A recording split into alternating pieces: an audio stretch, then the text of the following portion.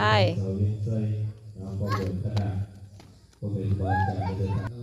เมียจะเศร้าแล้วเอาแค่เมียได้หนึ่งทีนี้อาจารย์คือผู้หัวนะว่าอาจารย์ไปรายงานอาจารย์ไปที่เสร็จเป็นสังเกตเห็นในนั้นสี่พระบุตรหอกเกิดเกียรติบุตรหอกมาเกิดสุดกายขึ้นใจไปทั้งใดตลอดกับไปใจเนี้ยหอกบุญมหาปสิทธิ์จากที่วัดสวัสดิ์คือห้องในที่ดีก็ดีแต่ละปีจะเป็นงานอยู่นี่มันมีงูหายไปไหนอ้อแม่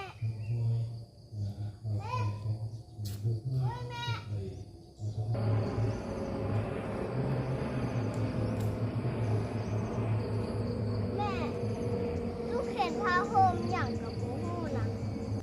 ยานงูนะเสียวว่ะทุกคนยานงูไอ้ผู้นั้นเรากล้าไปจังเด็ก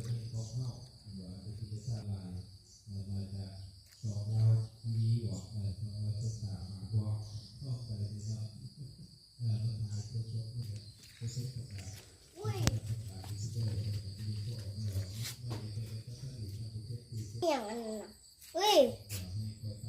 อันนี้ฮะอันนี้มีอ่ะบอกแม่เอาอันกี่กล่องมาเห็ดเนี่ยมันมีอย่างเยอะเนาะอุ้ยค่ะอุ้ยยุคันจะมีไอ้ผู้บุกี้เด็ดแม่บอกไอ้ผู้บุกี้ดิ